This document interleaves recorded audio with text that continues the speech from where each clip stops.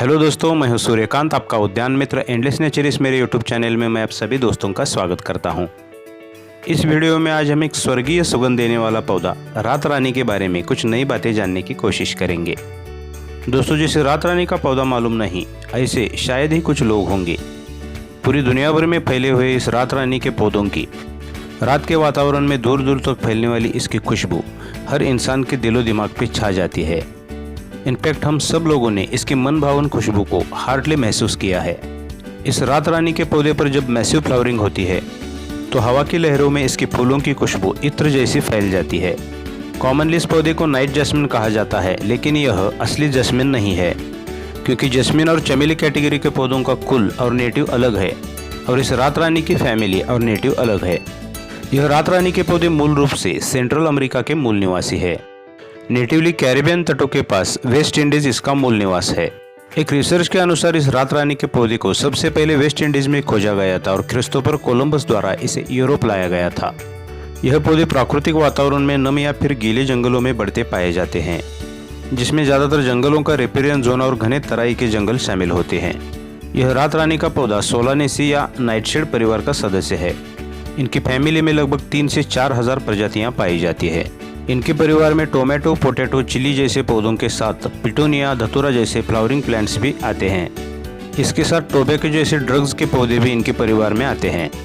इनका परिवार रेगिस्तान से लेकर घने वर्षावनों तक पाया जाता है।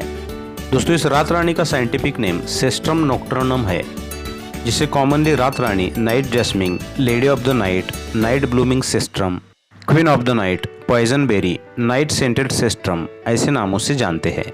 साथ में इसे सेस्ट्रम निशाचर भी कहा जाता है, क्योंकि सामान्य तौर पर कुदरत में प्राणियों को और पौधों को दिनचर और निशाचर ऐसे लगभग 2 कैटेगरीज में डिवाइड किया जाता है। दिनचर कैटेगरी के प्राणी और पौधे दिन में सक्रिय रहते हैं और निशाचर कैटेगरी के प्राणी और पौधे रात में एक्टिव रहते हैं। जैसे कि यह रात रानी का पौधा रात के समय ही फूलता है और दिन भर थके हुए हम इंसानों को अपनी मन भावन खुशबू से तरोताज़ा कर देता है। दोस्तों, इस रात रानी के स्पीसीज में और भी वैरायटीज आती है, जिसमें पीले कलर के फूलों की और पूरी तरह से सफ़ेद किस्म भी आती है। इस रात रानी के फूल इस तरह ट्यूबुलर या फनल शेप में होते हैं। यह हल्के पीले सफ़ेद रंगों के फूलों की रात रानी की कॉमन वैरायटी है। यह रात रानी के फूल स्टार शेप में या सितारों जैसे आकार में होते हैं। फूलों के अग्र पर 5 तीव्र लोब या फिर 5 पंखुड़ियाँ होती है। लगभग आधे इंच डायमीटर में स्टार शेप में खिलने वाले इन फूलों की नली या ट्यूबुलर पाइप वैरायटी अनुसार 1.5 से 2 इंच लंबी होती है। इनके फूल क्लस्टर्स में खिलने के साथ साथ पूरे पौधे को फ्लावरिंग सीजन में फूलों से ढक देते हैं। इस रात रानी के साथ फूलों की कुछ अन्य प्रजातियां रात के समय में ही खिलती है, क्योंकि इन फूलों की प्राकृतिक बनावट सूरज की सीधी रोशनी सहन नहीं कर पाती।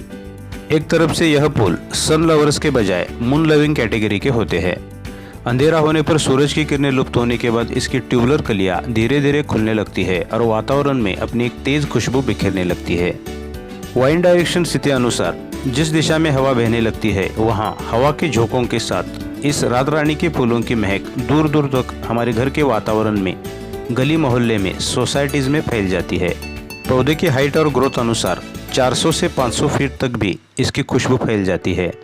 रात भर अपनी प्राकृतिक खुशबू से वातावरण को महका देने के बाद सुबह होने पर इनके फूल बंद होने लगते हैं।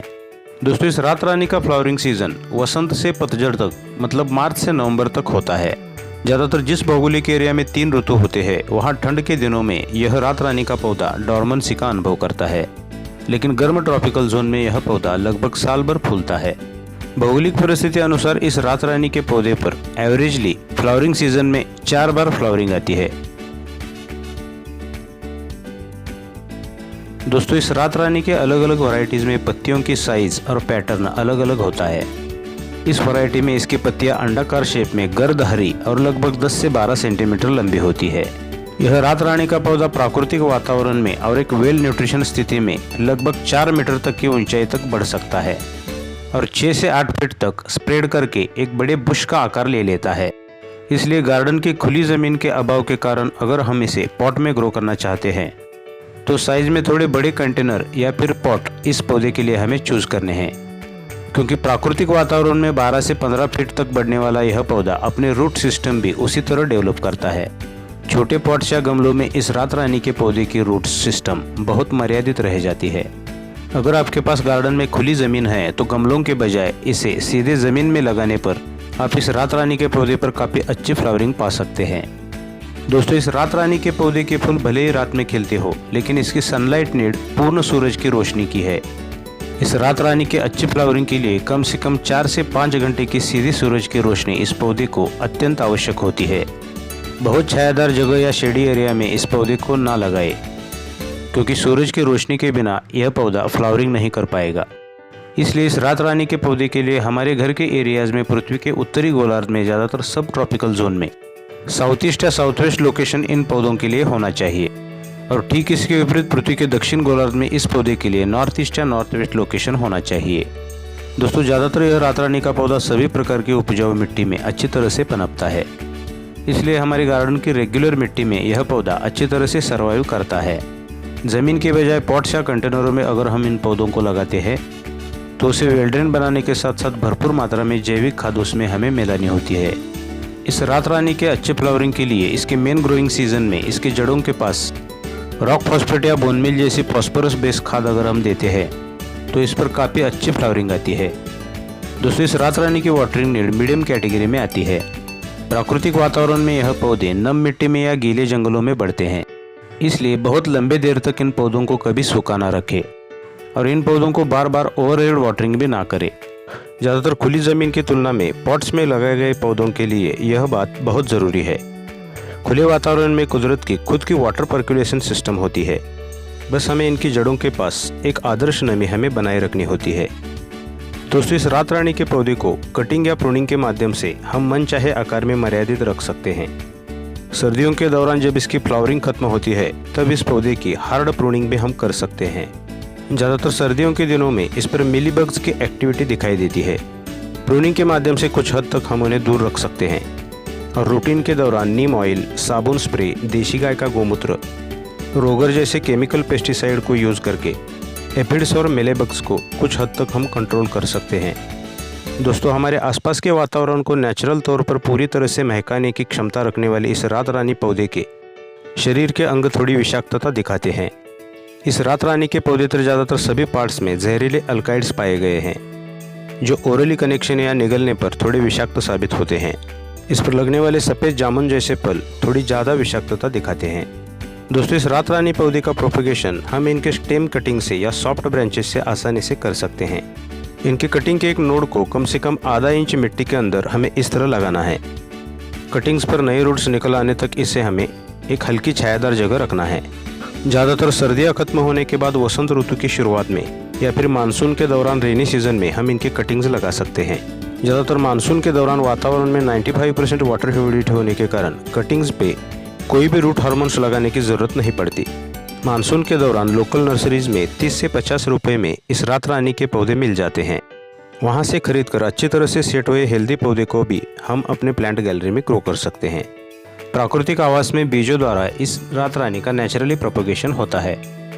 दोस्तों, एक मान्यता अनुसार यह रात रानी का पौधा सांपों को आकर्षित करता है, ऐसा माना जाता है, क्योंकि रात रानी का पौधा रात के समय इसकी खुशबू बिखेरता है और उसकी तरफ छोटे छोटे इंसेक्ट अट्रैक्ट होते हैं और छोटे छोटे कीड़े मकोड़े सरीसृपों का भोजन होता है।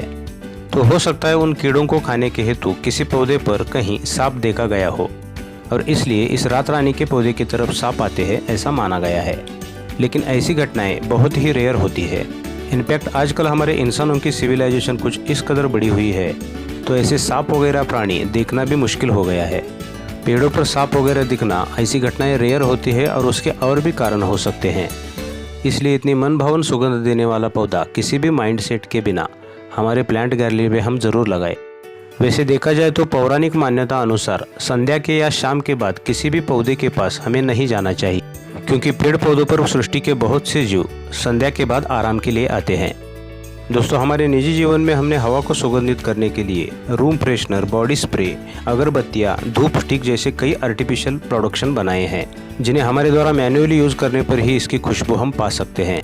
लेकिन बिना किसी ह्यूमन इंटरफेयर के वातावरण को स्वर्गीय खुशबू से सुगंधित करने वाला यह रात रानी का पौधा कुदरत के स्वयं चलित, स्वयं विकासी, स्वयं पूर्ण व्यवस्था का प्रतीक है। दोस्तों, सृष्टि जगत का हर पौधा अपने आप में एक हिस्ट्री होता है। इनकी संपूर्ण जानकारी के लिए शायद घंटों के वीडियोस भी कम पड़ जाएंगे, इसलिए इस वीडियो में रात रानी के बारे में कुछ बेसिक टिप्स ही आपके साथ शेयर करने का मैंने प्रयास किया है। अगर वीडियो अच्छी लगी तो वीडियो को लाइक, शेयर और सब्सक्राइब जरूर कीजिए और पास के बेल आइकॉन को भी प्रेस कर दीजिए, जिससे आगे आने वाली वीडियोज़ की नई नोटिफिकेशंस आपको समय पर मिलती रहेंगी। अच्छा तो दोस्तों, अगले वीडियो में फिर मिलेंगे एक नया पौधा और उससे जुड़ी जानकारी के साथ। टिल देन, गुड बाय, ओम साई।